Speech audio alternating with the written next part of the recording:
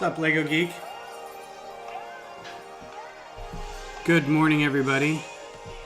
Happy day after Boxing Day, after whatever day it is today. Oh, shush. December 27th, that's what today is.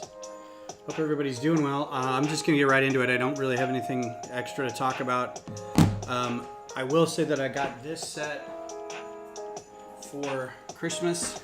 So this will show up in an upcoming stream. We'll put this together.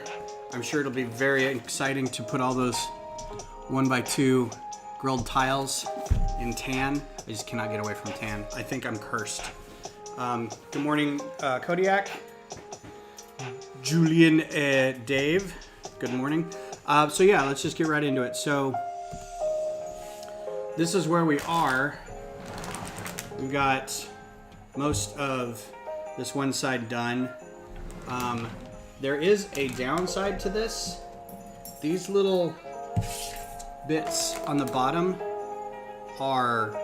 they're holding these green plates, these green thick brick plate things together. And every time I move it or push down on it, these snap off the bottom. So they're gonna be, again, the last thing to be put on because they keep popping off and I don't understand why. So we're on bag.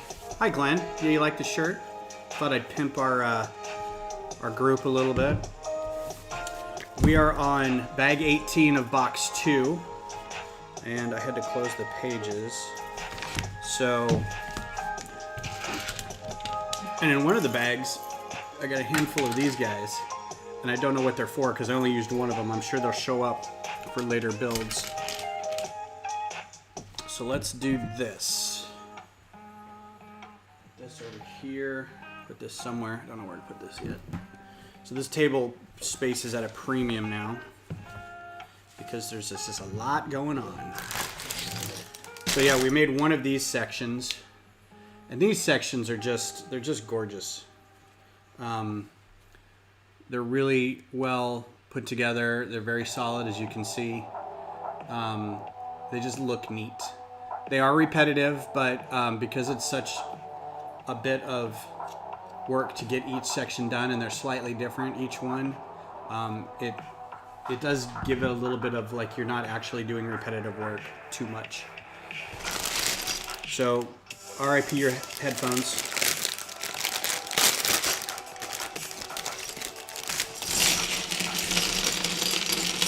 And you'll see the process here in a little bit.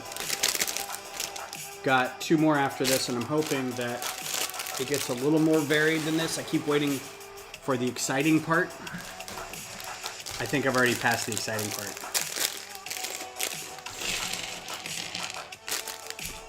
But it's fun. I like sitting over here with my headphones on and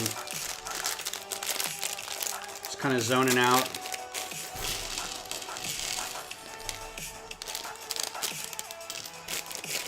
It's a lot of fun. How was everybody's Christmas? I realize I haven't talked to everybody since Christmas. Did you get a bunch of good stuff? Were you able to talk to your families at all?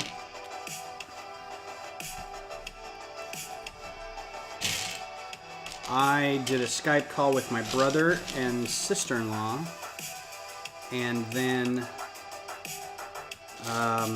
I talked to my dad for a little bit on the phone, and then I talked to my mom on the phone, and then did a Skype call with, actually I talked to my brother on Zoom, Skype, and then we talked to Beth's family on Zoom, so, and then we saw our friends that night. We went for a walk, and then we watched Wonder Woman, which we can talk about Wonder Woman if you'd like. I have thoughts.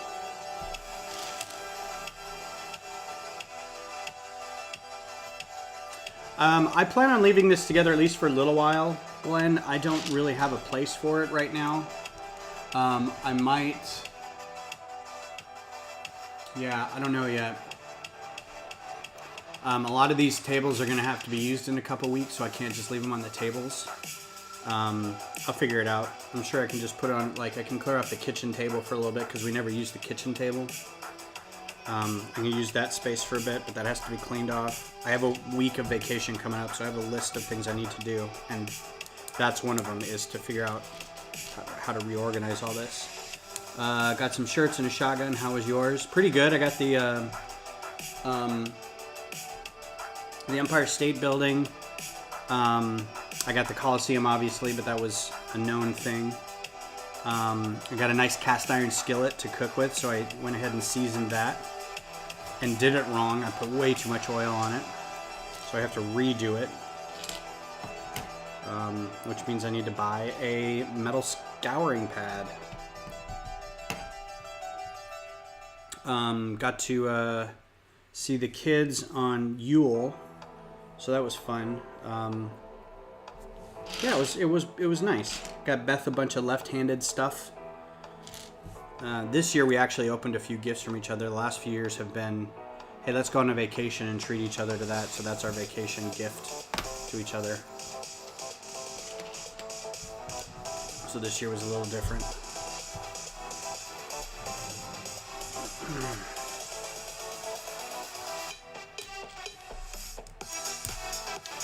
I mean, this would be a great set, honestly, for 9,000 pieces and $500.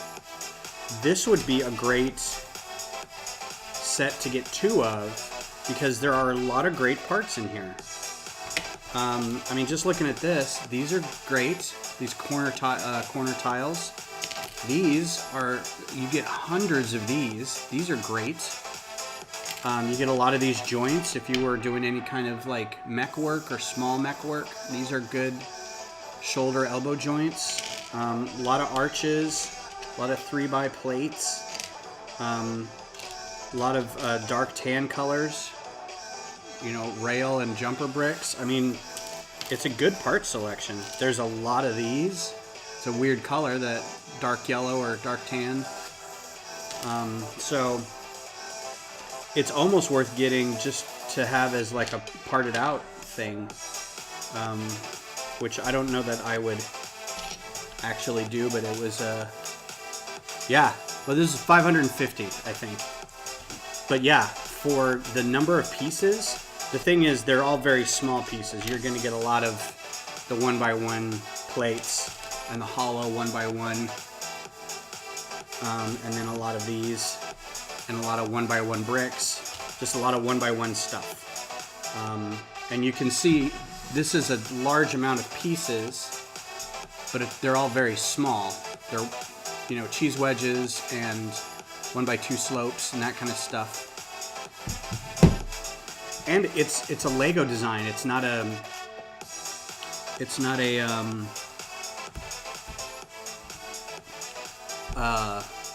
an IP. It's not a property that they have to pay licensing for. So it's like the Millennium Falcon's probably as much as they're just paying for the parts and the minifigures.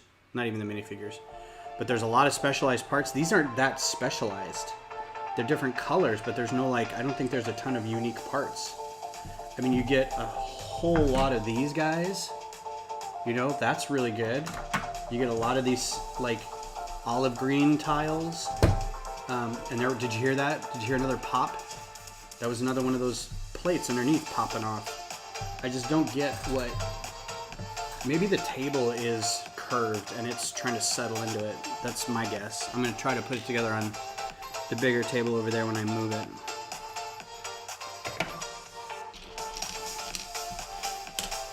Yeah, it was almost a no-brainer to get it. It's just totally worth it. But I think this would be a good, like, if this would be a really good draft set. I should probably talk to Will and James and Glenn and whoever else wants to do something like this, Lasso, in our group, and see if we can come up with a buy-in for maybe doing a draft. I don't know how you'd do a virtual draft. I guess you'd have to have like the parts number set aside, and then everybody on a Zoom call or a WebEx or something, and just know kind of like ahead of time what you're going to get.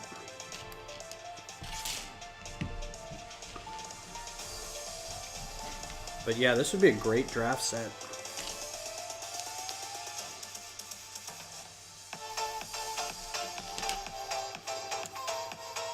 So yeah, we watched Wonder Woman on Christmas, and I'll try to talk about it without spoiling it too much. Unless everybody in the chat's seen it. What's up, Jerry? Long time no see, man. Thanks for being here. Yeah, I think a virtual draft on this would be... I mean, if it's so 500, you could get... How many people are in our group? Like 20 to 30. I'm guessing maybe 10 or 15 of them would buy in. So if everybody pitched in $50, that's, I mean, you're going to get a lot of pieces out of this. And it might take a while, too, if we're doing it virtually and there's just a lot of pieces. But, plus, you know, if you wanted to get 2 and double it, that'd be more per part per person. But, I mean, you're still going to get a lot of different parts. It's going well, Jerry. Thanks. We've got one section over here done. It's kind of off camera, but it basically looks like this. And this section's probably going to go right here. So we're building on this. You build each one of these individually, right? And then just kind of stick them together. It's a very pedaled aspect. It's funny because I'm building this, and for those that don't know by now, how could you not? When I was doing the Capitol, there was a lot of similar ways I was doing this for the dome, in that it was held together by hinges and things like that, so they could bend. A lot of, you know, you basically build up a section, a very tall section, and then you just stick a bunch of them together. So the dome Capitol goes all the way down to the base, and it was like 20 different sections, and each one had to kind of be built up separately. And then along the way, you like flatten it all off and tie it all together and then build another section. So this is very similar to what I was working on. It's done a lot better. The parts are smaller. I would have loved to have some of these parts when I was doing that. Because now, not only are they more available, but they're in the colors that I needed, which means they weren't as expensive. So that was good. It is a little repetitive. Each section is a little different. If you look at it, you can see there's slight differences along each, and they connect differently.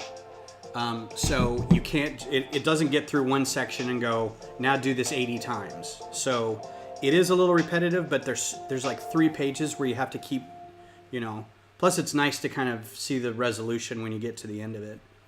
The payoff is actually kind of nice. So, Wonder Woman 1984, or Wonder Woman 84, whatever the title is. That's not right.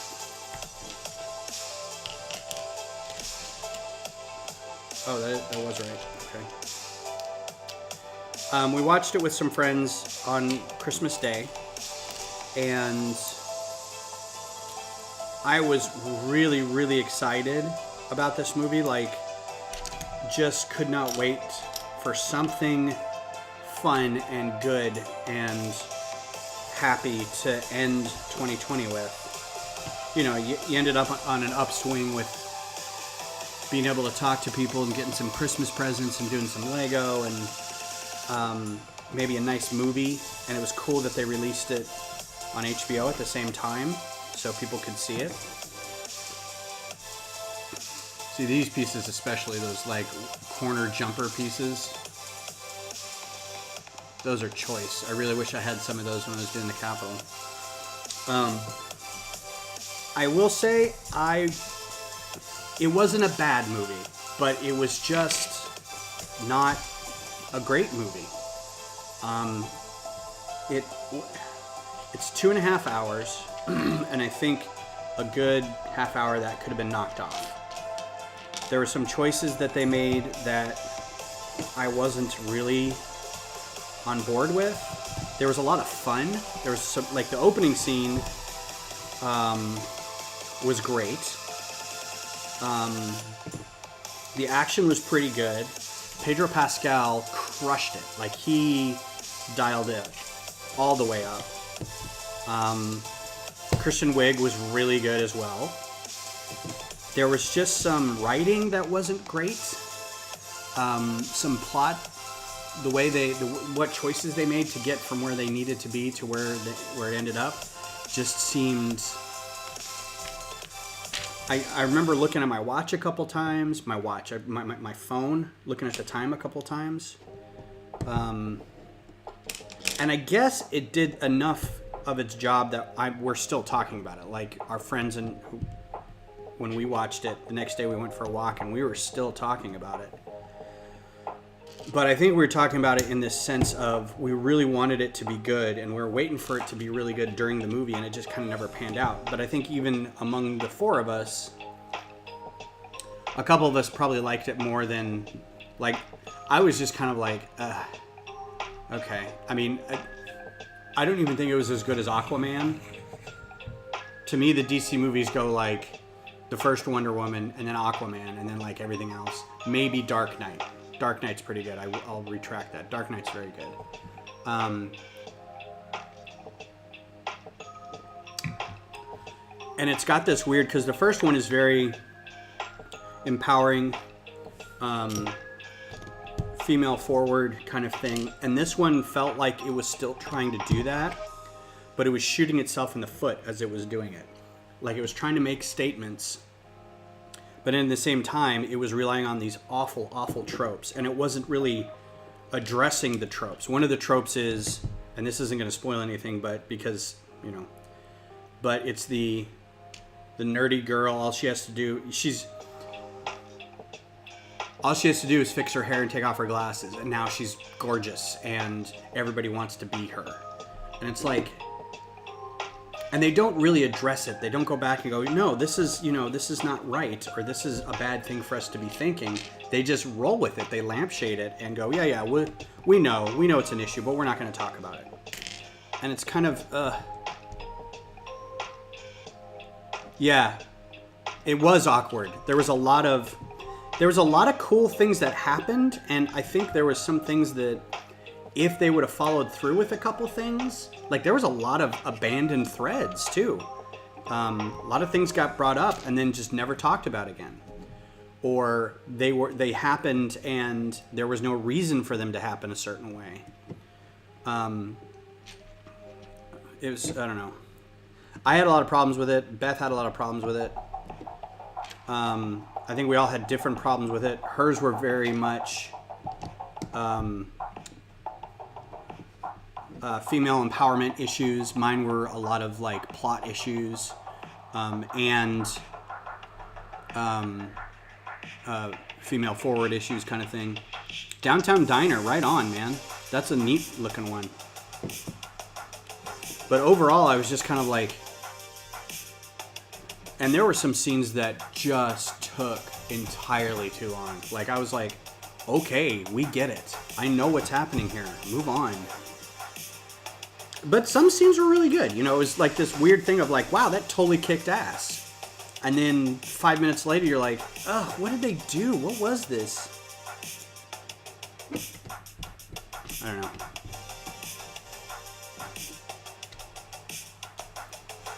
Chris Pine was good. Like, he did his part. He did what he was supposed to do. Gal Gadot, okay, she was pretty good in the first one because she was like fish out of water kind of thing, and it was fun to see like the kind of naive looking, and it kind of fed into who she was as an actor. But this one was kind of like, she was better in the Justice League ones, I thought. I don't know what happened in this. Disjointed, yeah. It felt like three different movies. So this suffered from what I feel is the DC problem of, let's throw multiple bad guys in it because it's a sequel, right? You get the first one and it's one bad guy. You get the second one, now you have two bad guys. The third one, now you have 15 bad guys, This felt like three different movies. They could have done three different movies out of this, and each one would have been fine. But because they tried to smash them all together, it just didn't feel... So here's like one of the sections so far, how it's starting to look. It just felt all over the place. Yeah, I think they had a checklist of cool things and never figured out how to make it work. Like, I like the story, but it was not executed well. I like the idea of the story. I think they could have done without the MacGuffin that was in there. They didn't need that. That could have been somebody's... That could have just been Max Power. Or Max Lord. Max Power. From The Simpsons. Ugh. Wait, they brought Chris Pine back? Yeah, and I'm not gonna tell you how, because he's in the trailers, and so we knew he was back, but everyone was confused about how that happened. But they, it explains it in the movie. That was one aspect I didn't like. Not that he was brought back, but how they did it and what it meant for the rest of the movie. So you'll have to see it and form your own opinion.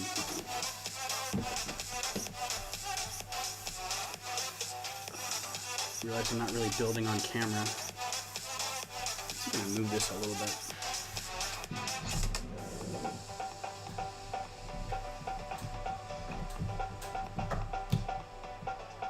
That's a little better. Okay.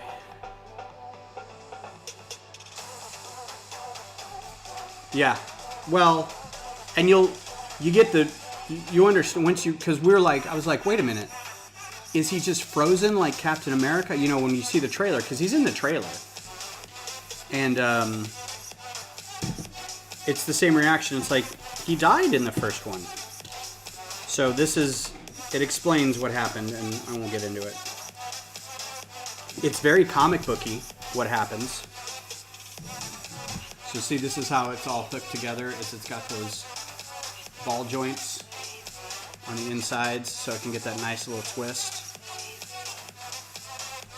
So we put that one on there like that, and then we put those two on there like that. And then you just keep doing that until you got a bigger section, and then that plops right in. Yeah, this is a good mindless build. It's not exciting like the Sesame Street or the Apocalypseburg, because it's got a nice little bunch of nooks and crannies that are fun to kind of look at and put together. This is just it looks pretty once it's done kind of thing. From a writer's point of view, and to me, he was supposed to be a sacrifice.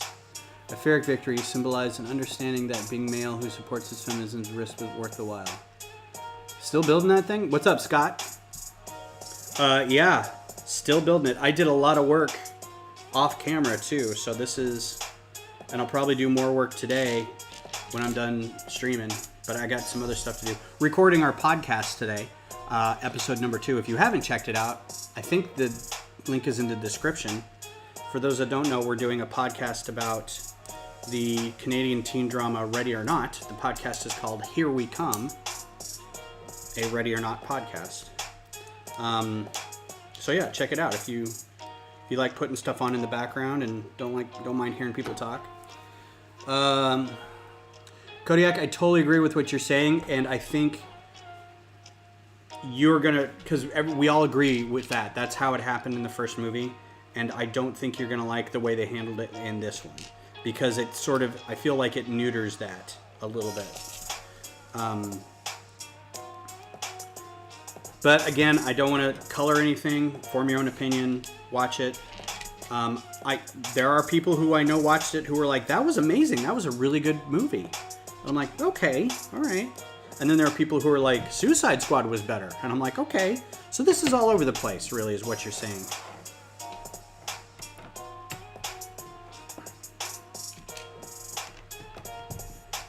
Yeah, still building this, Scott. It's gonna be.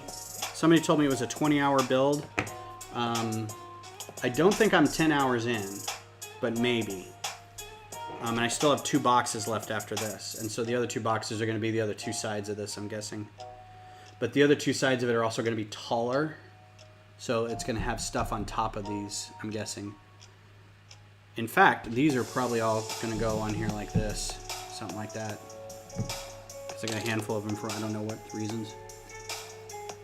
Have y'all watched Soul yet? No, that's on the list. And I'm going to talk to Beth and see if she wouldn't mind watching it tonight.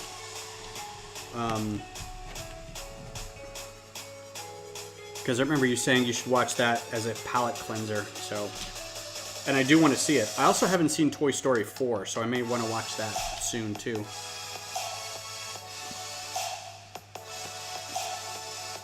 It is a low bar. I haven't seen Suicide Squad, so I don't have any idea.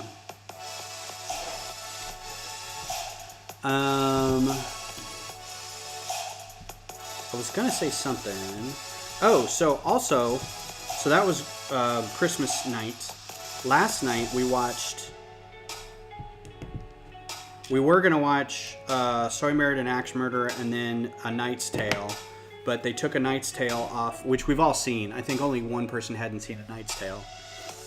It's one of my favorite movies of all time. Speaking of DC movies and Dark Knight.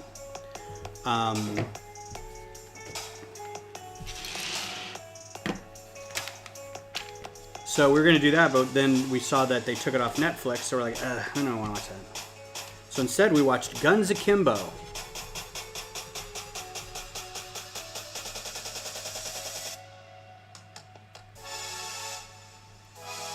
Guns Akimbo is one of my new favorite movies, and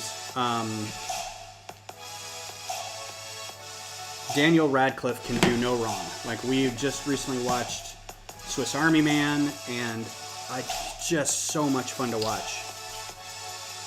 And Samara Weaving, apparently it's in her contract that she has to be covered in blood in every movie she's ever in. People say Solo is bad, but I think it's better than Rogue One. I wouldn't go that far, but I still enjoyed it, Lego Geek. I think Solo is a lot of fun and not insulting and not fan servicey. I just thought it was a kind of a solid movie.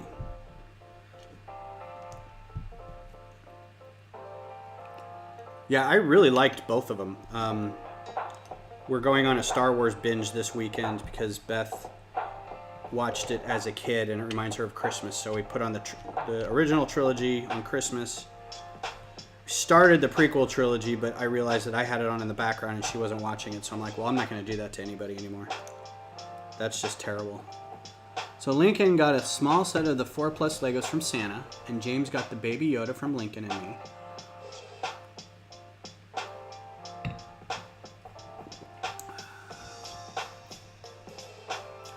Yeah, that size set, you're going to need a table. Like, not just a little space to work on. You're going to need a table because it'll come with... Well, you could probably... They're going to be numbered bags, so you can just dump out the numbered bags. You probably don't need a space bigger than this, but you'll have to have an area where you're working and an area where you can dump the bag out. So at least 1/2 of a kitchen table to work on.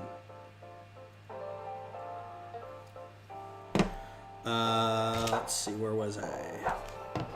So yeah, Guns Akimbo, totally great. Like, I had no idea what it was going to be about, and it was like Speed Racer meets Cranked, or what's the one where it's like the first-person shooter thing, Hard Case Harry or something like that.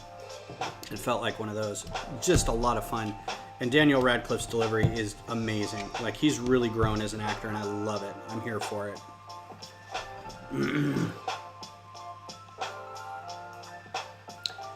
I can't get the kids to watch the Star Wars Holiday Special. Are you talking about the old Holiday Special or the new Lego one? Because no one should have to watch the old Holiday Special, my friend. It is a rite of passage, but once they're done watching it, they're gonna hate you for a week or so. So be prepared for that. I don't think I've made my kids watch it. I should. I don't remember the last time I've seen it. I've seen bits and pieces of it over the years. I watched it originally when it came out because I was a kid. And it came on TV and we're like, we're going to watch it. But I've only seen parts of it since then, so...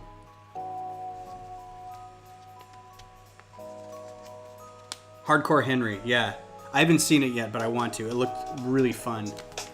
I think this was a foreign-ish film, too. I know it was It's supposed to be like, what was it, Shrapnel City or something? But I think it was a Kiwi film. I think it was made in New Zealand. I'm not sure. The film companies all looked like they were from New Zealand. But it was a lot of fun.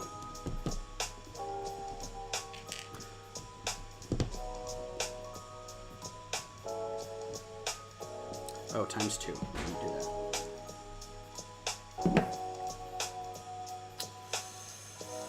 Oh, the new Lego one is cute. I'm surprised I don't want to watch that. It's actually really cute. I mean, it's not a groundbreaking anything by any stretch of the imagination, but it's entertaining. It's fun. It is what it is. That's a dumb thing to say. Of course it is what it is. It delivers what it promises, which is just a fun little holiday thing. Good messages, funny jokes. If your kids are little, they'll laugh at some things. There's some adulty kind of things in there, like Animaniacs level stuff. Not too crazy. And it's not very long. It's like 40 minutes or something, 35 minutes. So it's pretty good.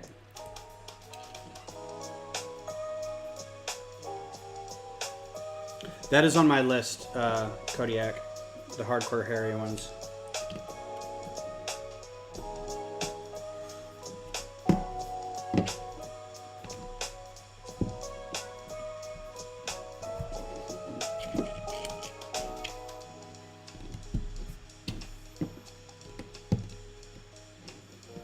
So yeah, today's another episode of Ready or Not that we get to watch and record. They're terrible. We watched it yesterday. We're gonna watch it twice. Watch once as a just kind of to watch it, and then the next day to take notes. And yeah, young person shows do not hold up. I'm sure there's a lot of cartoons that I watch that are just. I mean, old Transformers is not great. Like, tried watching one the other day and I got all excited about it, and then realized they did not hold up well. The animation's terrible. The plot doesn't make any sense. They rushed those things out. Ted Lasso today. I haven't even heard of that. What's that about?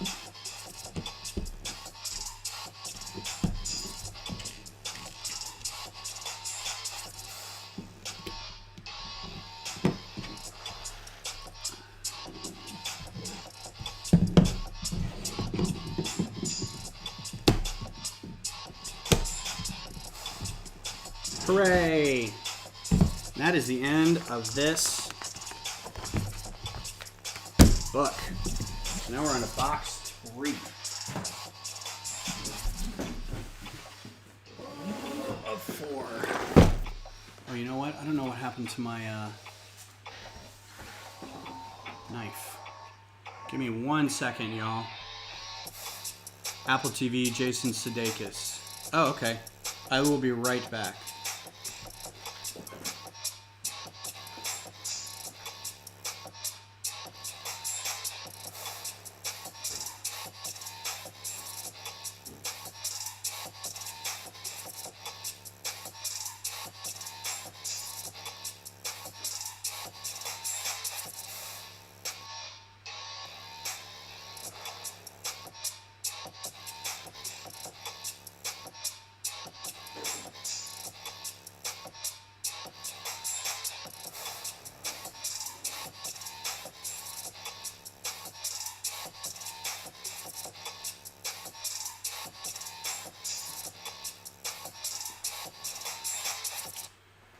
I don't know what happened to my box cutter.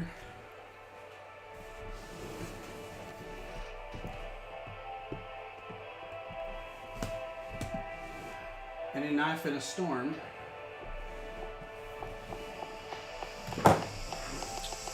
So here's the problems. I am definitely out of space.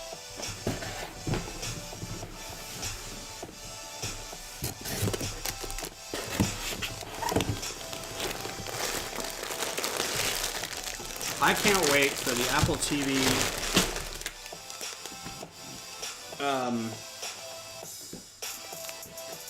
Foundation series. That's supposed to be this year, isn't it? I'm excited for that. I know Azimuth is a bit dry. Whoa, that's heavy. Look at how thick. That's just 1 of 4 books. So let's put that there. Let's see, 19 will probably be next.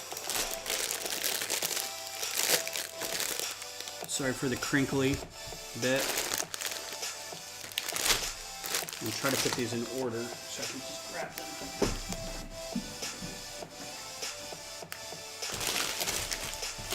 Throw it on the ground. Man, I need a part of your system. Happy birthday to the ground.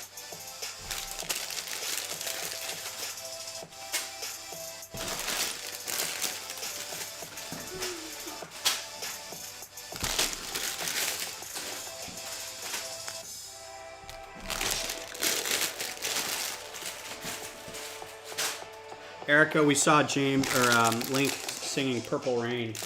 That was a treat. Like he had the inflections on the purple rain and everything. You got like one genius child there.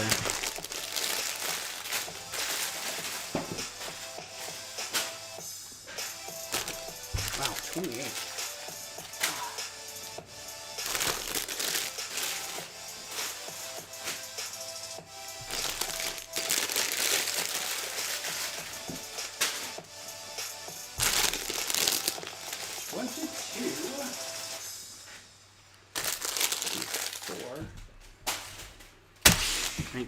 All right. Oh, yeah. Do you know what French for Le Colosseum is? Or for Colosseum? Le Colosseum. Colosseum. Some nice pictures in the insides of these, of the actual good photographs. Oh no, that's no problem. Lego Geek, I'm glad you're here.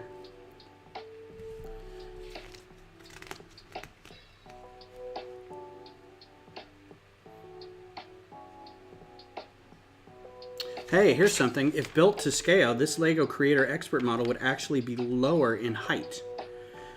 Senior Lego designer Rock Zgallen Kobe used a technique, I think that's supposed to be a technique, used a technique called vertical exaggeration, often employed on topographical maps in order to emphasize and convey the dramatic vertical nature of the actual Colosseum. So this is actually taller than it should be. That's funny because that's something that I did. I'm going to bring it back to the Capitol because that's my claim to fame. I actually did that with the Capitol. There's some areas that were a little taller than they should have been. I did it with the UT building. They're a little taller than they should have been. Because I think when we were scaling it, I think it was an accident mostly. When we were scaling it, we did a brick per foot. But of course our measurements were feet, and the bricks are taller than they are wide. So it just made it seem a little taller. So we went back and corrected it and it looked dumb. Like it looked really dumb. So we just kept it that way and it looked fine.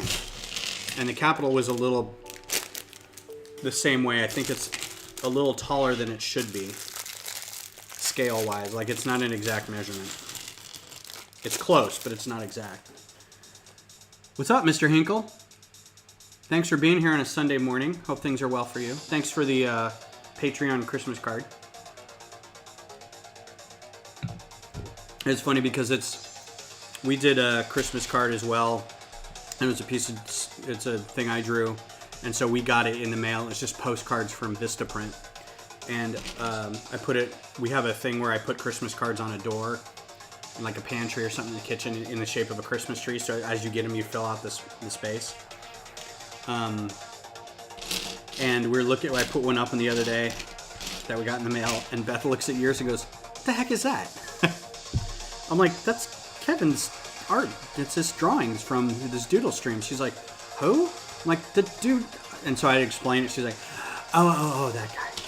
But it's just funny because she's like looking at all these Christmas cards and goes, "What the heck is that?" I'm like, "Aw, Shade has been thrown. Be so funny. I have friends with kids the same age, and they're going nuts for the Wiggles. Lincoln loves Prince and the Beatles. Good. You know what you should introduce them to, like the Ramones or the Clash while you're at it. Get them on something early. It was one of my proudest moments as a parent when my daughter comes up to me and says, "Hey Dad, have you heard of this band called The Offspring?" And I just went, "Yes, child, I have. Thank you for calling it The Offspring."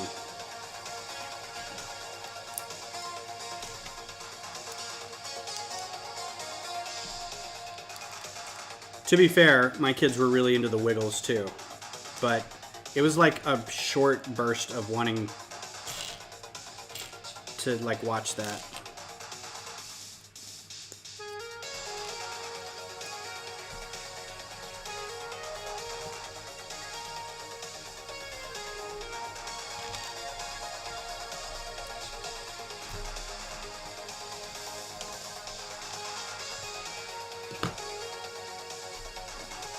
Well, this soundtrack makes me want to drive my car real fast.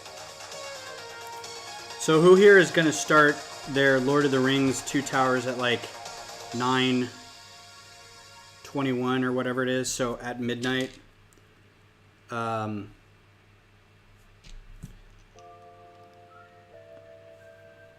frick, now I can't remember his name. Theodred? Says, and so it begins. A friend of ours posted on my timeline is like, "Are you guys gonna do this?" And I'm like, I don't need a reason to watch Lord of the Rings, but sure. It's on like every other week at my house.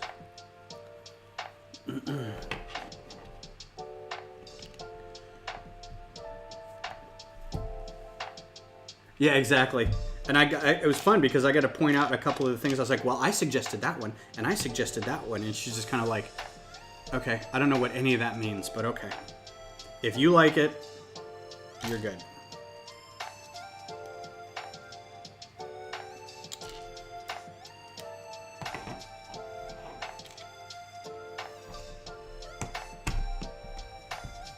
So I've got a lot going on this week because I've got a week off, which means I've got my schedule, I got my list of tasks that I've given myself that Beth doesn't appreciate. She thinks I should sit around and play video games all week and be lazy because it's a vacation day. And I'm like, dude, I've got so much to do that I can't apparently do during the regular time that I'm stuck at this house. All that said, I may not stream on Tuesday, but I'll be back again on Thursday.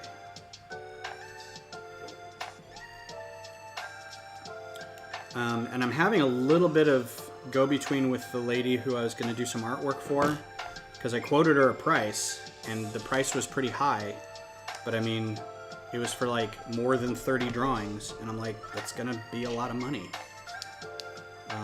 And like, I'm lowballing it, because I know that I don't have to do this for a living. If Kevin was doing this, you know, and I'm, you know, I might say, you know, if you really want an artist to do this, like professionally, because I technically am not a professional, it's going to be that much or more. And so then the immediate comeback was, well, can we cut some corners on that? Like if you use the same background for different drawings. And I'm like, this isn't Disney where I draw different backgrounds for different, you know. Anyway, so I thought I'd be doing a lot more drawing, but during the stream and during this break, but I don't know that we're even at that point yet, so.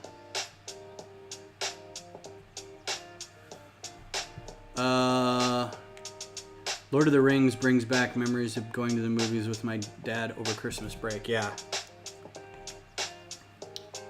Yeah, it's 36 pages, and each page is a different drawing. And I'm like, well, and I haven't written a reply yet, and I want to be tactful about it, but it's still like, if you want full color drawings, even if it's a very small drawing, that takes a few hours. And if you're paying rate for that, that's minimum like $20 an hour. You know, that's, even if I'm not a professional, I classify professional as I do this for a living, right? I pay my bills based off the money I get from doing this. I don't, but I still put a lot of time and effort into teaching myself how to do this. And that's time and skill. So I don't know how to approach it. And at the same time, I'm like, if you really want to cut back, you tell me how much you can pay, and I will give you 36 drawings, you know, equivalent of that. And they're all going to be ballpoint pen drawings on lined paper.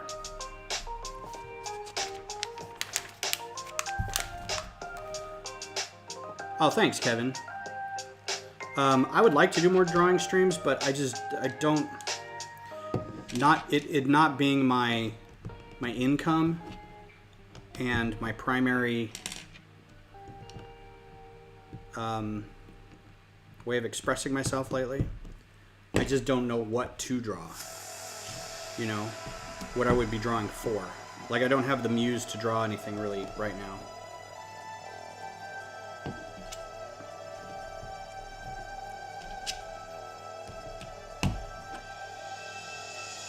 Plus, my supplies are kind of, I've got a lot of dried up markers. I have to go through and dig out where all my supplies are, because I haven't really done anything since we moved. So, I mean, I think they're fun. They're fun streams, but I think we should leave the art streams to the professionals, Kevin.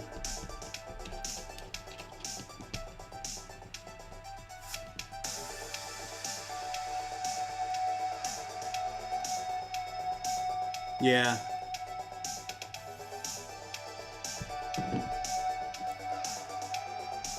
Yeah, oh, I'm a manager over at HEB. Sweet.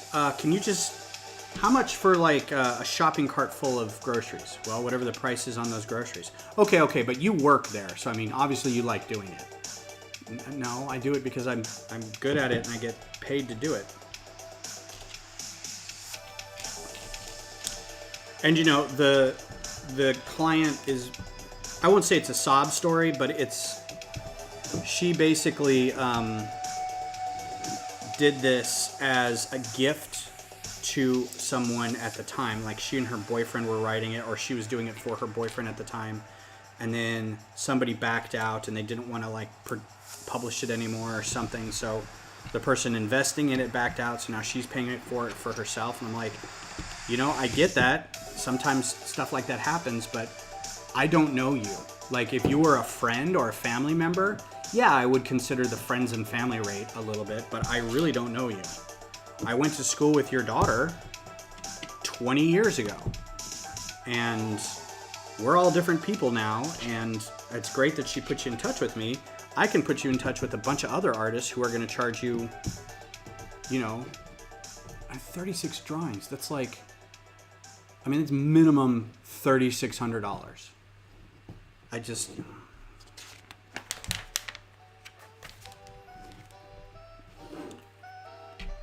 And I get it. It's not like drop me $3,600 now, but how about when I'm done, you pay? You pay half now and half when I'm done. And then I won't be done for 3, 4, 5 months. So, I mean, you've got a while to save up if that's really what you want. I'm not asking for it all up front. I should, but I don't. Yeah, the exposure thing. Back in the days of, like, trying to break into comic books because Rob Liefeld did it, so everybody in the comic book world was like, well, if Rob Liefeld can do it, I'm going to do it. It was like there were 100 writers for every artist out there, and every writer was saying, you'll get exposure, you'll get a cut off the back end when we get published at Image, and everyone's like, you're not going to get published at Image. You're just not. You know who's going to get published at Image? The artists. Because the artists are the one coming up with the story, not you. I get so tired of reading the exposure things. I'm like, I'm not doing that. Because I got burned on that a couple of times. You know, I felt really strongly about a project. I was working with the writer creator on something, and they seemed like, they had everything going, and then at the last minute something happened, and I'm like, I just spent all my time that I could been doing my own thing on somebody else's work, and I've got nothing to show for it.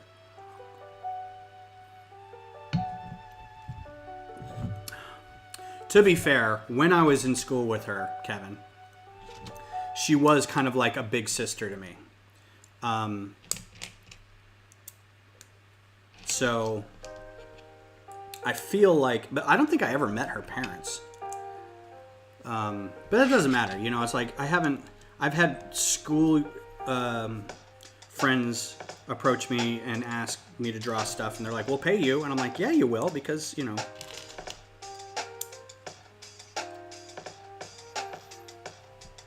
even Beth will pay me for stuff. Like, she was like, I'll pay you in Lego to draw something for my brother, or my brother wants to pay you for it. And I'm kind of like, all right, well, it's your brother, and no. But at least they offer, which is nice. You know what I do have to do? I do have a couple other drawings I have to do. I have to do another robot Doctor Who. Because there's the refugee doctor who was in a recent episode, so I have to draw her as a robot, and I need a new robot president now. I didn't draw a recent president, but I will draw the president-elect. I think that's a failing on my part. Maybe I should have artistic integrity and continue with the project, but I don't feel like doing that.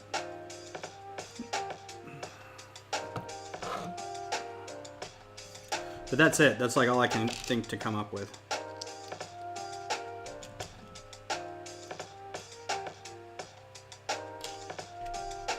I have some old projects that I wouldn't mind getting back into and illustrating, like comic book ideas I had a long time ago, but I just feel like comic book stuff is for younger people.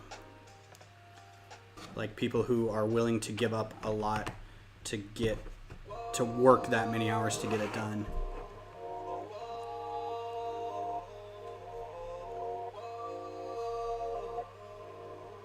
Oh, very nice.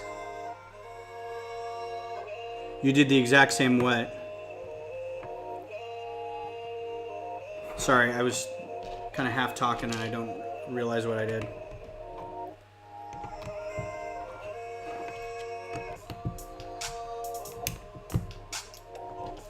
Yeah, I did some art for Beth, but a lot of the times I'm like unsure of what to do for that, because you live with someone, they're gonna put it up in the house, you're gonna see it all over the place. You're like, ugh.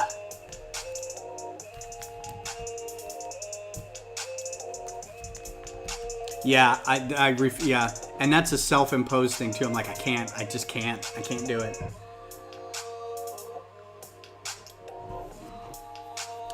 That is a very good analogy, the vending machine.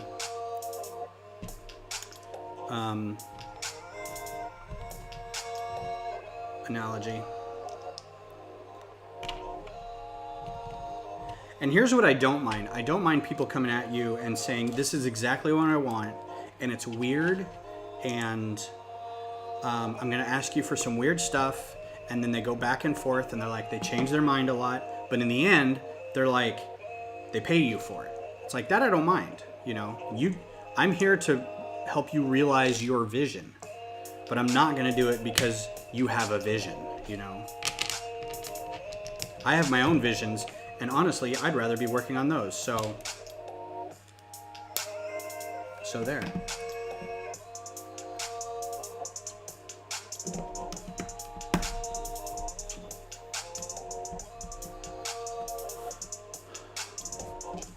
I feel pretty pleased, though. I don't know if anybody's seen on Instagram that I wrap Christmas presents in brown paper and draw on them, and I try to make it relate somehow to the present without giving it away totally.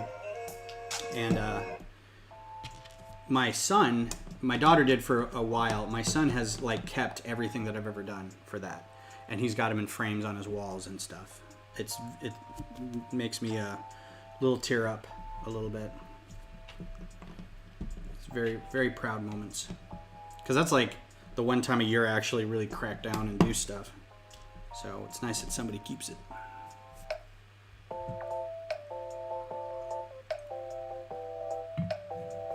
Yeah, so I don't want to... I doubt she's going to be watching this, but the current client... It's not even a client. She hasn't signed anything. I haven't really provided anything yet, but her daughter, the one that I went to school with, or maybe it's her granddaughter. I think it was her daughter. She came to me a few years ago and was like, I would like a drawing of my daughter as a hobbit. So basically like a portrait of somebody, but with hobbit-like hair and outfit and maybe a little background. And I'm like, yeah, I could do that. And I was like, do you want like a pencil drawing or an ink drawing or colored, or, you know, there's a scale of how much time is put into it and how much it costs to get certain things.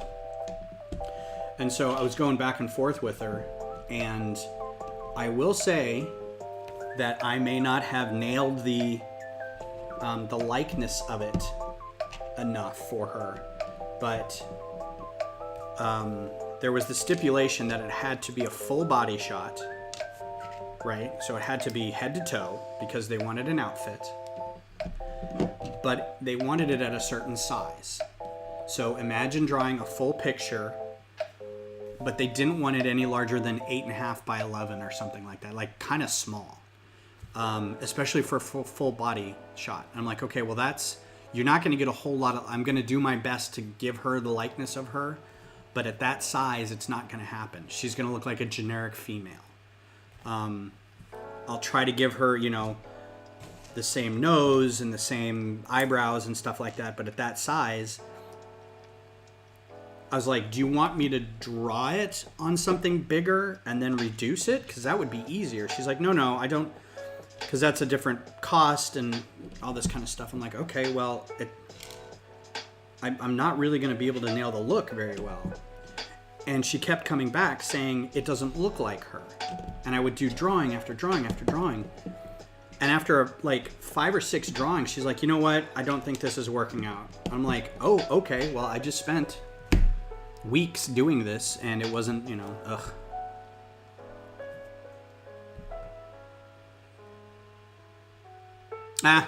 Well, that's cool. I appreciate that.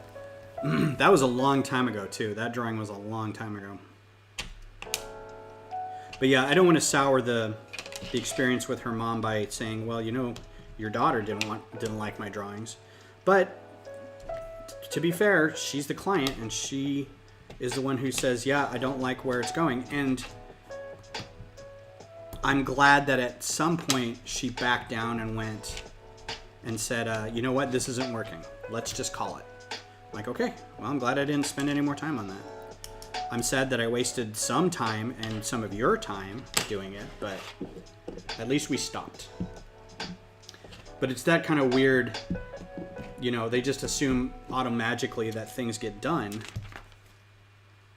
I was going to say, I missed out something there.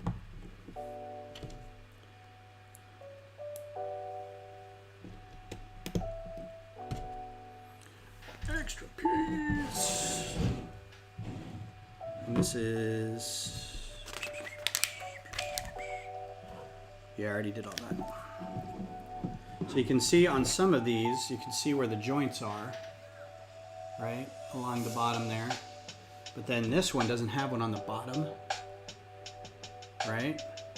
Because it fits closer, so the curve starts getting closer. See that right there? Curve gets a little closer. This kind of design stuff always makes me giddy. Oh, how many more bags of this do we got to do? One more section, maybe? Ooh, now we're getting into different stuff. Okay. So the tops of these are going to start being different. Cool. All right, cool. Mr. Hinkle, that is my life. People ask you to do things no direction, then you do it, and they have...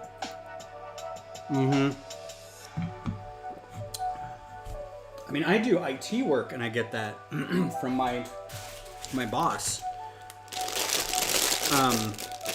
And I've had it for a long time. Even in IT work, you get that. Even in, I'm sure, accounting, you get that, where somebody says, take initiative, or be proactive, and then you do, and then it's wrong. And this is after you've asked for help, right? So you say, I need help with this. They say, I think you can do it, and then you can't. And you probably knew that ahead of time because you asked for help. So then you look like an idiot. It's rough. And it is frustrating when it's an artistic endeavor, when you're trying to anticipate client needs and you're unable to. It just gets frustrating. Because it's not like I can go and say, oh yeah, I see where I made a mistake. Click, click, click. Restart the service, blah, blah, blah. Now it's fixed. This is like I have to start over. I've wasted material. I've wasted time. And you're stuck in this brain pattern of, I've done it this way once already, and your brain wants to just do that again. And you have to break that. And you have to figure out a different way to approach it. Otherwise, you're going to end up with the same thing. Because as an artist, when you're doing, and I can only speak for myself, but I feel like as an artist, you want to get good and fast, but also you want to cut corners because it makes you good and fast. It makes you fast. You want to be able to crank something out quickly for people. And in some cases, I want to crank something out for myself because I want to get the idea out of my head. And so the style that you end up with are just your little mistakes along the way. Those are the corners that you've cut along the way. And if you are not careful, that style can cripple you if you're trying to do different things, especially if it's a lot of back and forth with clients who say, no, that's not what I was looking for. And then you're like, well, I hate to say this, but it's not going to be any different from the next time I draw it. Because that's just how I draw. Oh, look. Times 2, okay. It's really hard to break out of that. I don't know, that may just be me. That's why we do our own creative work on the side. Freelance commission work is for the client. The more copy and paste I can do, the better. The digital realm is, hey, I've drawn this arm in this position before. Click, yeah.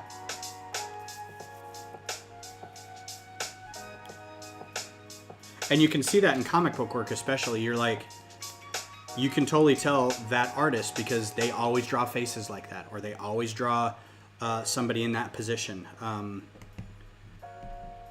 They always lay out their fight scenes a certain way, or stuff like that. And it's because, yeah, they're comfortable doing that, and they know they have to do it over and over again, so that's how it's going to get done. See, we're already into different stuff. We've already left the back half off of that. Different pieces on the bottom there. It's all just different enough to keep you from being able to just mindlessly go through and do 100 of these.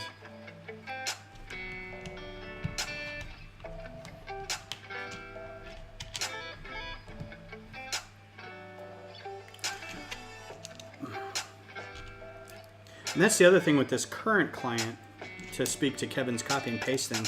If I was doing more digital work, I could do background images and just be done with it. But because each one of them is a hand-drawn thing, I could technically lightbox it. I could just put it on there, draw the same, but I'm still having to draw the same background.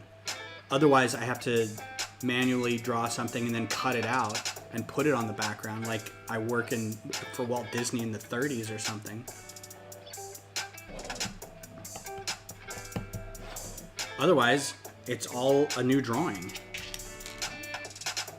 And I hate using a ton of excuses before I've even started drawing stuff for this person, but I'm trying to set their expectations so that when they get the drawings and it's weeks and months from now, they're not like, why is this taking so long? Or this isn't exactly what I wanted type of thing. And it's like, just trying to set your expectations early.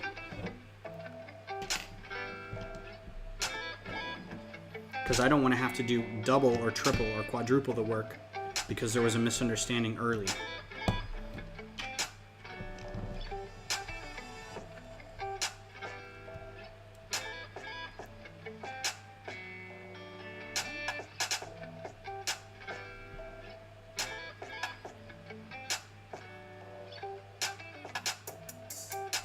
That's great, Kodiak. Yeah. Yeah, and if they're and he's a person who I think would be willing to work with you.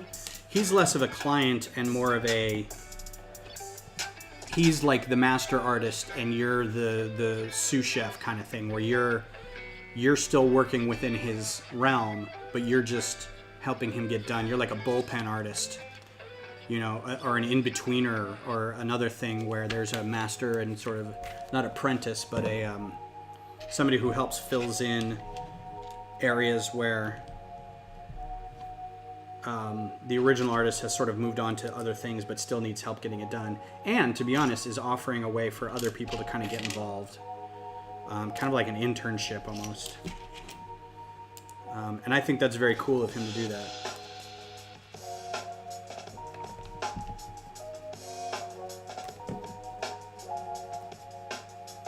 Yeah, I can't wait to order just a metric ton of these.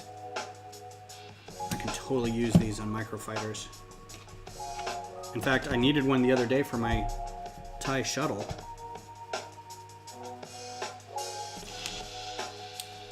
I needed 2, and I don't have any. I thought I did, but I don't.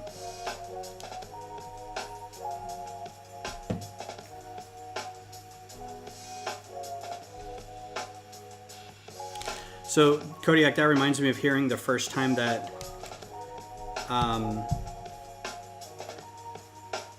the Garfield comic that you see in the newspaper is likely not drawn by John Davis anymore. You know, it's probably drawn by a group of artists. They're probably hand-picked and hand selected to work on certain aspects of the empire that is Garfield. You know, some of them will do the animation, some of them will do the dailies for the newspaper, some of them will do the book, some of them will do promotional material. I'm guessing that at a certain point, John Davis doesn't even barely draws anything anymore, right? Maybe if he's coming up with new ideas or something. But when I found that out, I'm like, why wouldn't you draw everything that there is out there? And then the more I realized what I was saying to myself, I was like, oh yeah, you know, you probably don't have time because you've got a million other things that people want done or that you've signed up to do. So having other people help you along the way is like, okay, well, you know the character, I'll write everything, you just draw it. I created it, it's already been done, you just kind of fill in what needs to be finished. And I'm sure that's like that for a lot of artists who do a lot of material like that. Like there was a creation and then somebody kind of, you get interns or in-between artists or whatever to kind of fill out everything else out.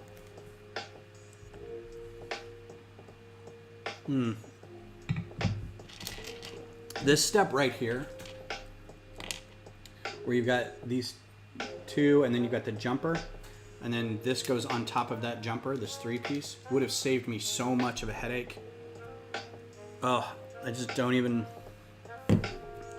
There was so much work done when I was doing the Capitol that it was... And I was trying to reconcile this the math between jumpers and non-jumpers, or having 3 wides and 4 wides, and trying to make everything work together. And there were so many points where there was like a tile, you know, a jumper and then a tile. So I had a jumper and a 1x1 tile, and then there was like something barely on top of that, just because that's how the math worked out.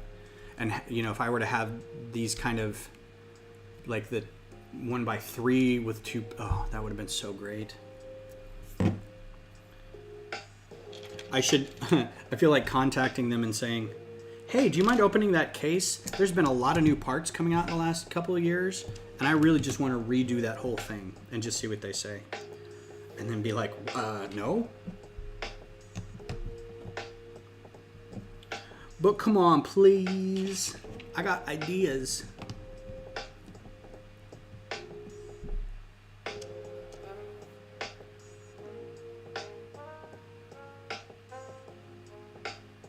Oh, that's a good idea, Mr. Hinkle. Yeah, if only there was people out there that could do that. I bet, I would say me, but I don't think I have the same style as you. I could probably get close, but I'd have to work on it a bit. What about, what's her name? Allie, whatever. She seemed like she'd be able to do something like that. Allie Walker, I think was her name. One of the people you had on your stream. I had one point thought of doing a strip called Life in Austin. And it was about a family who, the guy was a comic book artist. It was very autobiographical. The only difference is it was an alternate reality where you could hire robots as like nannies and housekeepers and stuff. And so it was their life with this robot. And you know, I had 5 or 6 good strips, and then I was like, God, I can't do this on almost even a weekly basis. I was having a hard time keeping up.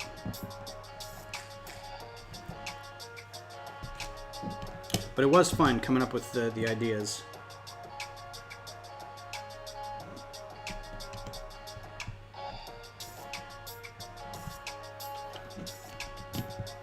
I'm worried about the podcast itself. I mean, all I have to do is talk and then edit out all the ums and ahs in the thing, and I'm worried that we are not going to be able to pull off a twice-a-week schedule.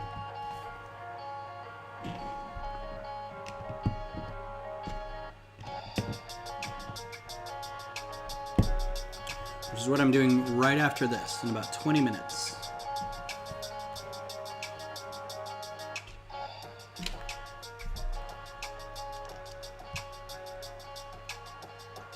Yeah, it is tough when you're like, I really like doing it, but if I have to do something in order to put food on the table, it has, like, every second has to be maximized.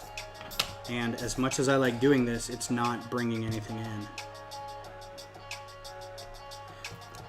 But at the same time, it's like, is it not bringing anything in? Is it, you know, is there any advertising that it accomplishes? Like, people read that and then they know about you, and through that it brings more people in to buy more work from you, kind of thing. Oh God, that is so good. Starting to get a little more ruiny. The light is kind of washing it out a little bit, but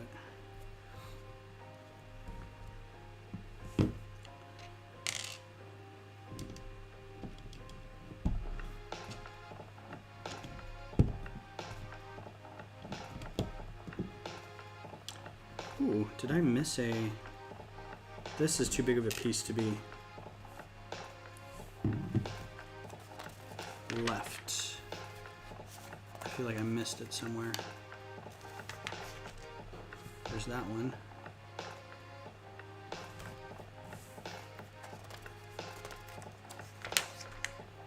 No, that's it. I guess it's just extra. That's weird. This seems too big of a piece to be extra. Oh, that's because it's not extra yet. Okay. Herp derp. Herp a derp.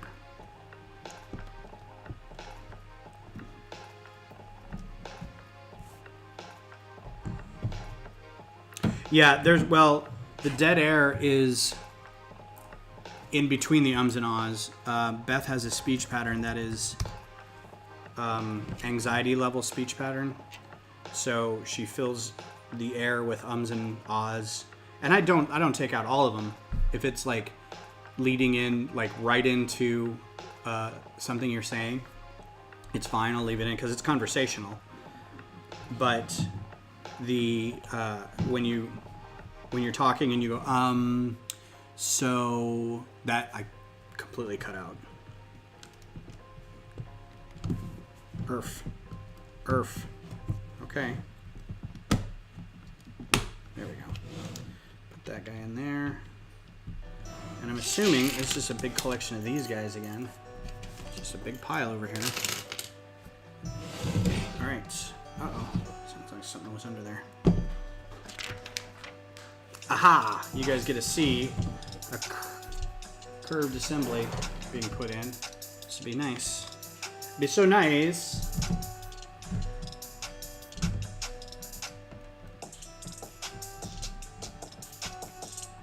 Oh, that is solid.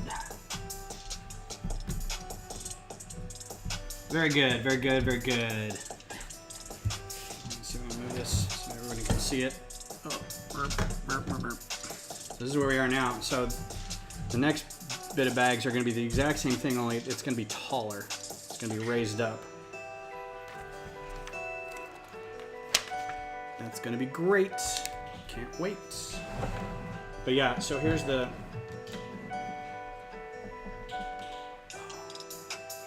Oh, I guess just these two. These keep popping off the bottom. I'm not going to turn this over so you can see it, because I don't know what'll fall off and what won't. But underneath it are these big green brick squares, like 12 by 12. I don't know how big these are. 1, 2, 3, 4, 5, 6, 7, 8, 9, 10, 11, 12. And I think this table is a little bowed, so when I put it on it and it goes like this, it pops these two things off the bottom. So I have to get it on a flat surface and just leave it.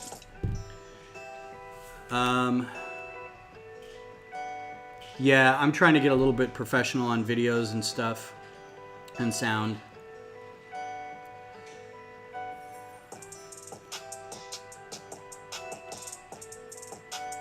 Yeah, it's coming along. It is pretty big. I mean, I'll hold it up so you can kind of see it, you know, in comparison. I don't think size-wise it's any bigger than the Apocalypseburg is probably about this size, footprint-wise. I don't know about like the Man U Stadium or the Chelsea Stadium or whatever, but it's, you know, it's not huge, like set-wise, but it is, you know, big part count-wise because of all the little 1x1s. And so far, it's fairly easy to pick up, and it's very mobile. So, yeah. I won't get this bag done before the end of the next 13 minutes, but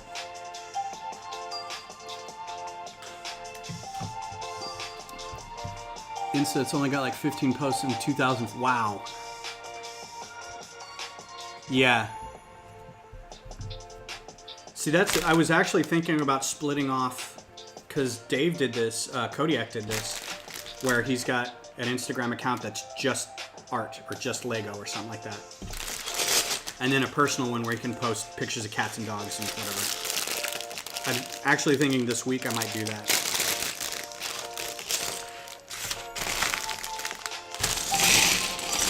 Because I have a few contemporaries, I'll call them contemporaries out there, who are also doing microfighters. Trending Brick and Query's Workshop. Both of whom do amazing work. And I get a little envious of their skill, but their Instagram accounts are just Lego. They aren't Lego and here's some artwork I did, or here's a picture of Beth and the cat, or here's us in New York kind of thing. So there's a personal and an art one, which I think it makes sense.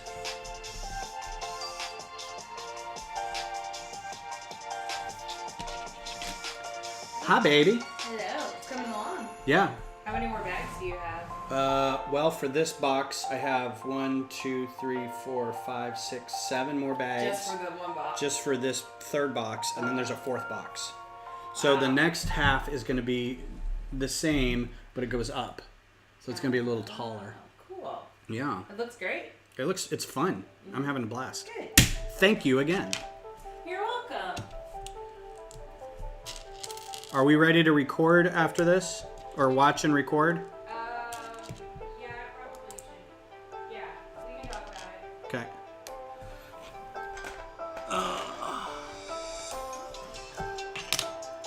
Kodiak says hi. She says hi back. Wow, 3 accounts. That's crazy. So I'm pretty sure I'm going to cancel my Restream professional account because this is supposed to stream then to my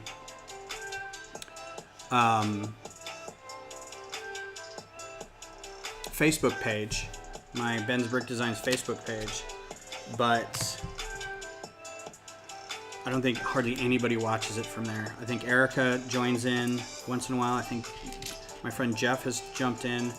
I think I was getting more people hopping on when it was just going to my personal page, my timeline. But at the same time, I didn't want to inundate people with, oh, he's doing that again, kind of thing. But I'm like, $20 a month just so I can do that and nobody's watching it? Not worth it. And that was the whole reason to do that. I can't even think of another reason I got it. I thought maybe it was a chat reason, like I couldn't see Facebook chats in Restream chat, but I don't even remember now. I just don't think it's worth it. I think tomorrow morning I might do an Instagram live of my whiteboard drawing. And I don't know how to set up the camera. I think I'm just going to put my phone on a tripod over my shoulder and just draw on the whiteboard for 20 minutes or however long it takes. If you're all interested in that.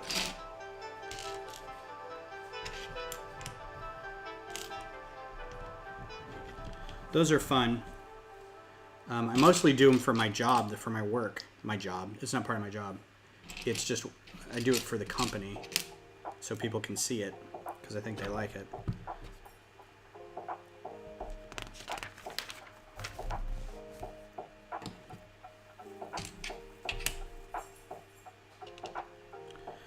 And I'm trying not to just go back and play Detroit Become Human for the next week, because that game was really great, and I can't wait to play more of it. Yeah, I'm not really sure. Like, there's a couple other things that I wanted to do in terms of, like, trying to integrate this into Instagram. There's also Reddit Community Access something network where people go live on Reddit. But I don't know. It's like I can't through Restream, and I can't really through OBS, so I'd have to just go to the site and go live that way, which means another camera or another computer or my phone or something. And I'm like, I don't know if that's worth it. Plus, there's a lot of people who, it's not like a gaming channel or a Twitch channel, it's a lot of musicians, and it's just a lot of random people doing weird stuff, so I don't know.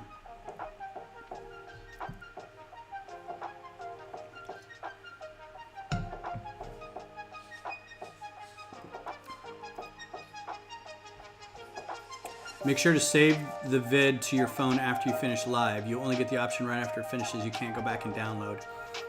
Oh, so if you wanted to, because I don't really care if I have it. It's literally just live. But I guess that's if you wanted to go back and like post it somewhere, like save it off your phone up to YouTube or something. I hadn't even thought about doing that. But thank you for the heads up. So it says end live, and then there's an option probably to save it off to your device. God, a 15-minute video, that's going to be a huge... I'm already pushing the limits on my Google Drive as it is. I also have a task to do more of those quick build videos, but I don't think those are getting the interactions that I was hoping they would get. So I may stop doing those. I don't know. Uh-oh. Did I miss a step?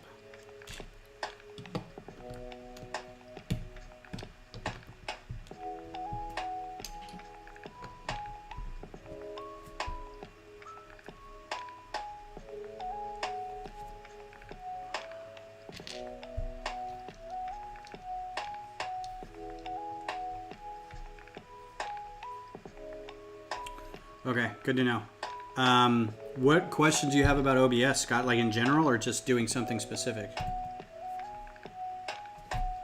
because I know a little bit about it, enough to where I get in trouble. I can get myself into trouble by breaking stuff, but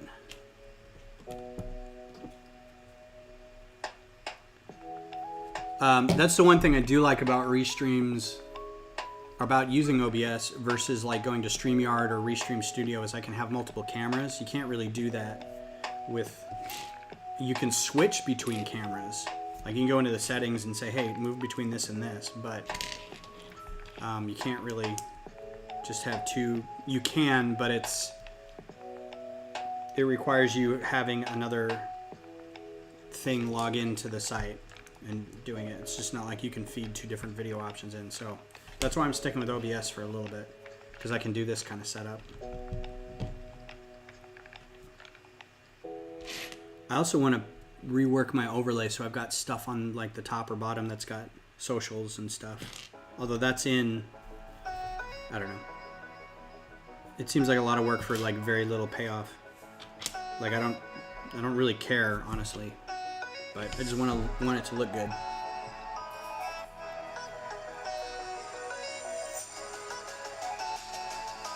That's actually not a bad idea. I could do like a little time lapse of like a week's worth of drawings or something. But I wasn't gonna do. This is really loud. I wasn't gonna do a ton of them on Instagram. The problem with me doing them on Instagram is I do them during the day while I'm signed on at work, and I feel like I can kind of get away with it because that's where I started doing them, was work. I would go up to my whiteboard at my office and draw something, and it was never a problem. But if I'm suddenly now going live on Instagram while I'm doing this, while I'm technically on the clock, I'm like, I don't know if that's really something I should do.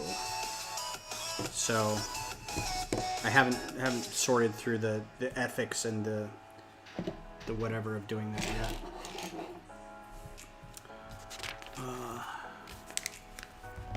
Well, thanks, Scott. I appreciate that. I'm trying to get it to look a little more Twitch-like. I did have the chat on this window for a while, but I think it got too clustered. I might want to go back and put like some more details on the bottom, like socials and stuff like that. But I have a friend who does model building, or he does miniature painting. So he gets miniatures for games, and he's got like the tripod over the top, and he sits there and paints. And he's got like a really nice looking layout. But I think he paid some people on Streamlabs or Fiverr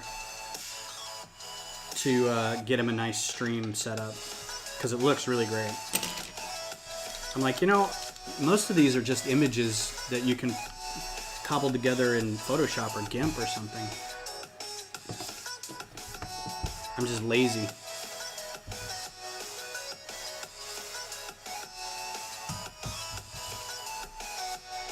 I get that, Kevin, yeah.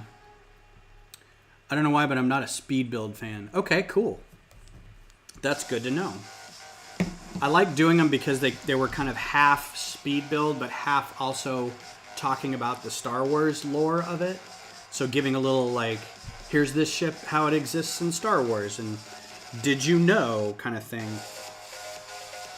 Because I'm nothing if not a big Star Wars nerd, primarily. So the whole reason I'm doing a lot of those microfighters is because I'm just a big Star Wars nerd.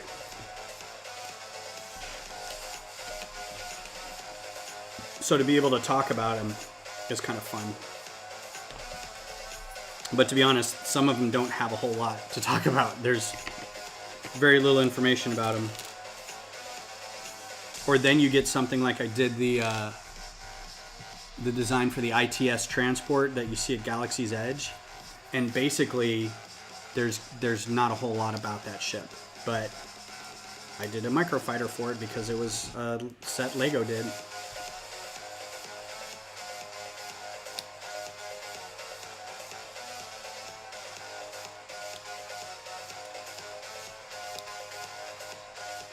I actually thought about doing a time lapse of this, and then I got about an hour into the first day on Christmas Eve, and I realized I didn't set anything up for it. I'm like, well, there goes that. Guess I'm not doing that. I tried doing one for the Capitol too, but it was like I could not get the timing right, and I couldn't figure out like the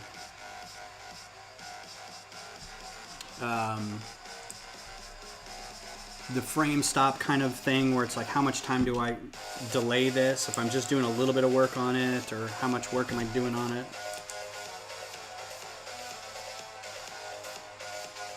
This is neat. I like this technique with the modified tile and then the rail in between it.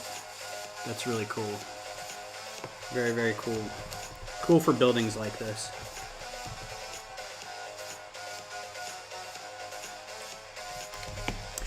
And I think to go along with that, Scott, I think that having micros in Star Wars is a great way to get a lot of the ships. Where does this go? To get a lot of the ships, especially Legends era ships, quickly. And I think that's why it was such a... why I think Star Wars is probably doing better in the micro department than, say, the Marvel ones or something like that. Because I think they have like micronized little Marvel ones and stuff.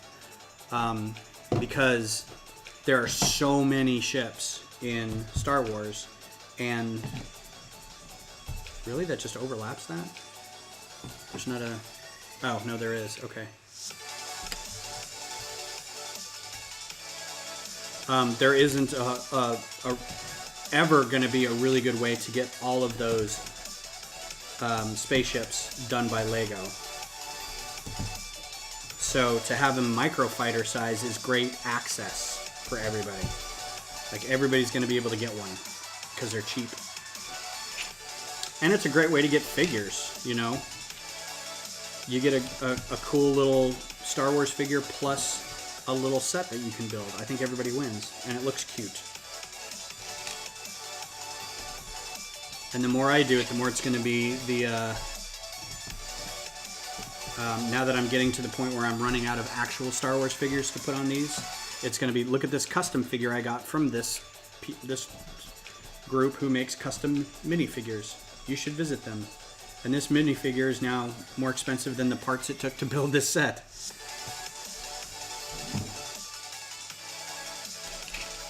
And some of them are going to be kit bashed because no one's going to want to make an Ulit Kel drama figure from Tales of the Jedi or something like that. So I'll have to figure that out.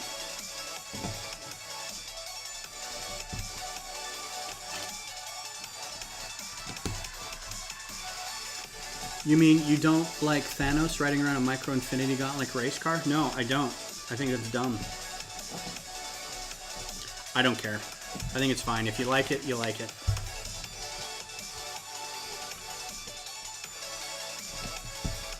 I never thought that those were very good. So for Star Wars, I think that it makes sense because they're spaceships. Cute little spaceships is something I think everybody should have. But the way action figures, toy lines, Lego not excluded from this, want to make everything a vehicle for every superhero.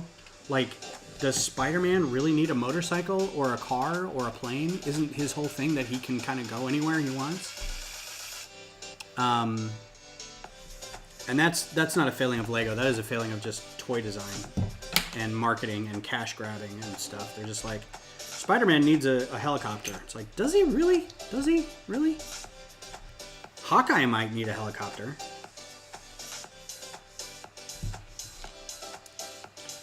Nick Fury definitely would need a helicopter. Was there a Coulson minifigure? I'm rewatching all the MCU stuff now chronologically.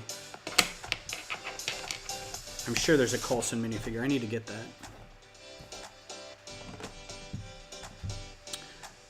All right, well, we've extended past the 90-minute mark. Yeah, he's too young to drive. Plus, it's New York. You don't need a car in New York. They have trains. I'm going to kind of kill it because we're going to go record a podcast. But thanks, everybody, for being here.